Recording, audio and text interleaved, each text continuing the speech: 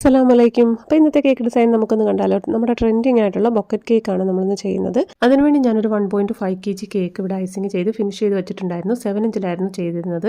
അപ്പോൾ ഈ ഒരു ക്ലോത്തിന് അത്രയ്ക്ക് ഹൈറ്റ് വരാത്തതുകൊണ്ട് പിന്നെ അതിൻ്റെ താഴ്ഭാഗത്തുനിന്ന് കുറച്ച് കട്ട് ചെയ്തിട്ട് നമ്മൾ ഇതേപോലെ ഹൈറ്റ് അഡ്ജസ്റ്റ് ചെയ്തിട്ടാണ് കേക്കിൽ കവർ ചെയ്ത് കൊടുക്കുന്നത്. അപ്പോൾ നിങ്ങൾക്ക് കേക്കിൻ്റെ ഓർഡർ വരികയാണെന്നുണ്ടെങ്കിൽ കുറച്ച് ടോൾ കേക്കായിട്ട് ചെയ്യുന്നതായിരിക്കും നല്ലത്. അങ്ങനെയാണെന്നുണ്ടെങ്കിൽ കുറച്ചുകൂടി ഈസി ആയിരിക്കും.